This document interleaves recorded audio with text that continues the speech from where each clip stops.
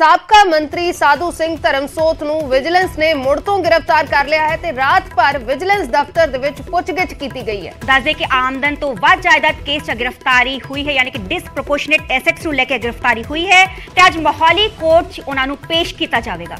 Mohali court ਤੋਂ vigilance remand ਹਾਸਲ ਕਰੇਗੀ, ਫਿਰ ਪੁੱਛਗਿੱਛ ਕੀਤੀ ਜਾਵੇਗੀ। ਆਮ ਆਦਮੀ ਪਾਰਟੀ ਦੀ ਸਰਕਾਰ ਬਣਨ ਤੋਂ ਬਾਅਦ ਸਾਧੂ ਸਿੰਘ ਧਰਮਸੋਤ ਦੀ ਦੂਸਰੀ ਵਾਰ ਗ੍ਰਿਫਤਾਰੀ ਹੋਈ ਹੈ। ਇਸ ਤੋਂ ਪਹਿਲਾਂ ਜੰਗਲਾਤ ਮਾਮਲੇ 'ਚ ਗ੍ਰਿਫਤਾਰੀ ਹੋਈ ਸੀ। ਦੱਸਦੇ ਕਿ ਕਥਿਤ ਜੰਗਲਾਤ ਘੁਟਾਲੇ ਜ਼ਮਾਨਤ ਤੇ ਸੀਗੇ ਬਾਹਰ ਤੇ ਪਿਛਲੇ ਸਾਲ ਹੀ ਅਸੀਂ ਵੇਖਿਆ ਸੀਗਾ ਕਿ ਕਥਿਤ ਜੰਗਲਾਤ ਘੁਟਾਲੇ 'ਚ ਗ੍ਰਿਫਤਾਰੀ ਹੋਈ ਸੀਗੀ, FIR ਦਰਜ ਹੋਈ ਸੀਗੀ ਤੇ ਉਹਨਾਂ ਤੇ ਕੇਸ ਵੀ ਚੱਲਿਆ ਸੀਗਾ।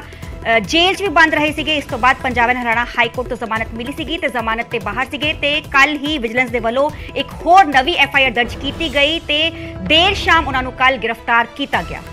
साधू सिंह धर्मसोत नूं फिर तो गिरफ्तार किया गया। विजिलेंस दे वल्लों कल रात नूं साधू सिंह धर्मसोत नूं गिरफ्तार किया गया है ते कल देर रात पूरी रात विजिलेंस दफ्तर दे विच पुछगिछ हुई है।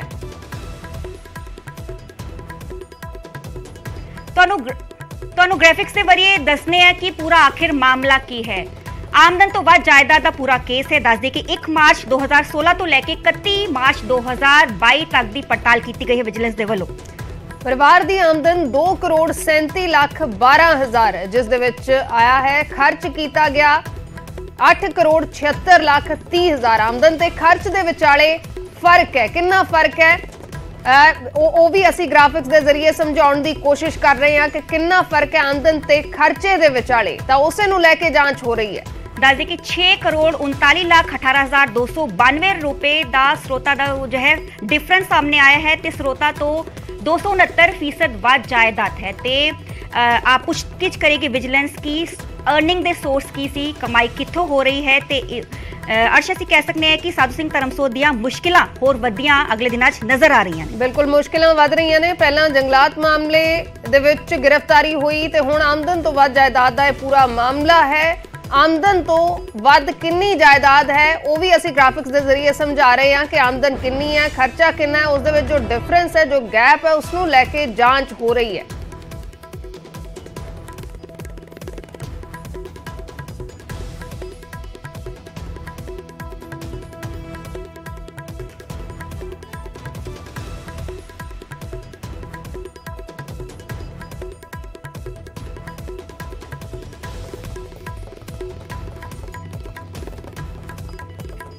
ਦੱਸਦੇ ਕਿ ਸਾਬਕਾ ਮੰਤਰੀ ਸਾਧੂ ਸਿੰਘ ਧਰਮਸੋਤ ਨੂੰ ਮੁੜ ਤੋਂ ਗ੍ਰਿਫਤਾਰ ਕੀਤਾ ਗਿਆ ਹੈ ਵਿਜੀਲੈਂਸ ਦੇ ਵੱਲੋਂ। ਕੱਲ ਦੇਰ ਸ਼ਾਮ ਉਹਨਾਂ ਦੀ ਗ੍ਰਿਫਤਾਰੀ ਹੋਈ ਹੈ।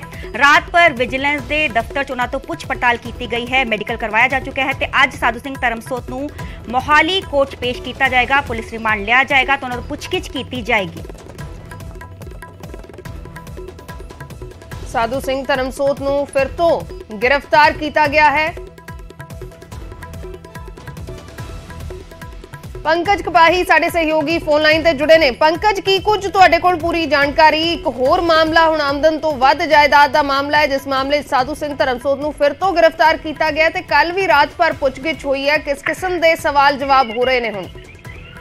देखो देर रात जिहड़ा विजिलेंस की टीम विजिलेंस दफ्तर लैके पहुंची नाभा तो जिहड़ा साधू सिंह धर्मसोत नूं आमदन तो वध मामले दे विच क्योंकि जायदाद दा ब्यौरा सारा जिहड़ा वो देखिया गया सीगा और कई प्रॉपर्टी जिहड़ी है उसकी कित्थों लई किवें लई कित्थों पैसा आया उसकी जानकारी नहीं सीगी और इस वजह करके जिहड़ा वै FIR रजिस्टर कर दी गई और अज कोर्ट दे विच जिहड़ा वो पेश किया जाएगा। क्योंकि इस तो पहला जंगलात मंत्री के तौर पर जिहड़े दरख्त लगाने के मामले च भी साधू सिंह धर्मसोत होरां नूं विजिलेंस की टीम ने जिहड़ा वो परचा दर्ज किया सीगा और कई दिन जेल लगाने पे सीगे लेकिन जमानत तो बाहर आए। उस तो बाद विजिलेंस की टीम आमदन तो वध मामले च जांच कर रही है। स्कॉलरशिप मामले नूं भी देखा जा रहा, हालांकि ये केस स्कॉलरशिप के नाल जुड़िया नहीं है। ये केस आमदन तो वध मामले दे विच FIR जिहड़ी रजिस्टर की गई और अज 11 बजे के करीब जिहड़ा कोर्ट पेश किया जाएगा। जी जी शुक्रिया पंकज पूरी जानकारी दे लई। तां अज कोर्ट दे विच पेश किया जाएगा ते विजिलेंस रिमांड हासिल करने की कोशिश करेगी। आमदन तो वध जायदाद के मामले दे विच साधू सिंह धर्मसोत नूं विजिलेंस ने मुड़ तो गिरफ्तार किया है। पंजाब विजिलेंस वालों साबका मंत्री साधू सिंह धर्मसोत नूं एक बार फिर ਕਾਬੂ ਕੀਤਾ ਗਿਆ। ਤੁਹਾਨੂੰ ਦੱਸ ਦਈਏ ਕਿ ਇਸ ਵਾਰ ਆਮਦਨ ਤੋਂ ਵੱਧ ਮਾਮਲੇ 'ਚ ਉਹਨਾਂ ਨੂੰ ਗ੍ਰਿਫਤਾਰ ਕੀਤਾ। ਇੱਕ ਨया ਮਾਮਲਾ ਜਿਹੜਾ FIR ਦਰਜ ਕੀਤੀ ਗਈ ਸੀ, ਉਸ ਤੋਂ ਬਾਅਦ ਉਹਨਾਂ ਨੂੰ ਕਾਬੂ ਕੀਤਾ ਗਿਆ। ਵਿਜੀਲੈਂਸ ਦਫ਼ਤਰ ਉਹਨਾਂ ਨੂੰ ਲਾਇਆ ਗਿਆ। ਤੁਹਾਨੂੰ ਦੱਸ ਦਈਏ ਕਿ ਉਹੀ ਵਿਜੀਲੈਂਸ ਦਫ਼ਤਰ ਹੈ ਜਿੱਥੇ ਪਹਿਲਾਂ ਵੀ ਜੰਗਲਾਤ ਘੁਟਾਲਾ ਜਦ ਹੋਇਆ ਸੀਗਾ, ਉਹਨਾਂ ਨੂੰ ਗ੍ਰਿਫਤਾਰ ਕਰਕੇ ਇੱਥੇ ਲਾਏ ਗਏ ਸੀਗੇ ਔਰ ਉਸ ਤੋਂ ਬਾਅਦ ਦੁਬਾਰਾ ਤੋਂ ਇਹਨਾਂ ਦੀ ਗ੍ਰਿਫਤਾਰੀ ਹੋਈ ਹੈ।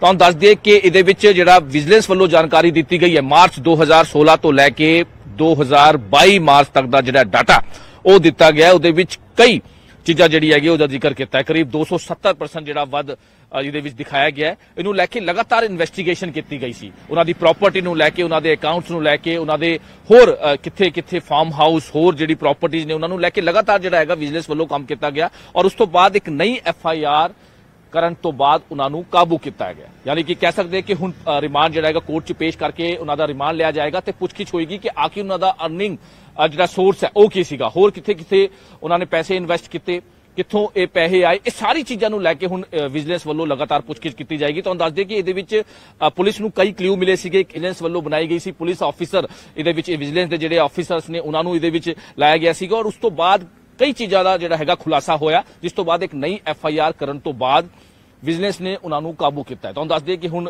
ਕੋਰਟ 'ਚ ਪੇਸ਼ ਕਰਕੇ ਉਹਨਾਂ ਦਾ ਰਿਮਾਂਡ ਲੈ ਕੇ ਹੋਰ ਪੁੱਛਗਿੱਛ ਜਿਹੜੀ ਹੈ ਉਹ ਕੀਤੀ ਜਾਏਗੀ। ਹਾਲਾਂਕਿ ਵਿਜੀਲੈਂਸ ਦਫ਼ਤਰ ਉਹਨਾਂ ਨੂੰ ਰੱਖਿਆ ਗਿਆ ਹੈ। ਕੱਲ ਉਹਨਾਂ ਨੂੰ ਕੋਰਟ 'ਚ ਪੇਸ਼ ਕਰਕੇ, ਯਾਨੀ ਕਿ ਮੈਡੀਕਲ ਕਰਾਉਣ ਤੋਂ ਬਾਅਦ ਕੋਰਟ 'ਚ ਪੇਸ਼ ਕਰਕੇ ਉਹਨਾਂ ਦਾ ਰਿਮਾਂਡ ਲੈ ਕੇ ਹੋਰ ਪੁੱਛਗਿੱਛ ਜਿਹੜੀ ਹੈ ਵਿਜੀਲੈਂਸ ਵੱਲੋਂ ਕੀਤੀ ਜਾਏਗੀ। ਤੁਹਾਨੂੰ ਦੱਸ ਦਈਏ ਕਿ ਇਹਦੇ ਵਿੱਚ ਇਸ ਤੋਂ ਪਹਿਲਾਂ ਜੇ ਆਪਾਂ ਗੱਲ ਕਰੀਏ, ਜੰਗਲਾਤ ਵਿਭਾਗ 'ਚ ਕਈ ਘੁਟਾਲੇ ਦੇ ਇਲਜ਼ਾਮ ਇਹਨਾਂ ਤੇ ਲੱਗੇ ਸੀਗੇ। ਇਹਨਾਂ ਨੂੰ ਜੇਲ੍ਹ ਵੀ ਜਾਣਾ ਪਿਆ, ਹਾਈ ਕੋਰਟ ਤੋਂ ਇਹਨਾਂ ਦੀ ਜ਼ਮਾਨਤ ਹੋਈ ਔਰ ਉਸ ਤੋਂ ਬਾਅਦ ਦੁਬਾਰਾ ਤੋਂ ਇਹਨਾਂ ਦੀ ਗ੍ਰਿਫਤਾਰੀ ਹੋਈ ਹੈ। ਨੂੰ ਲੈ ਕੇ ਲਗਾਤਾਰ ਸਵਾਲ ਜਿਹੜੇ ਹੈ ਉਹ ਖੜੇ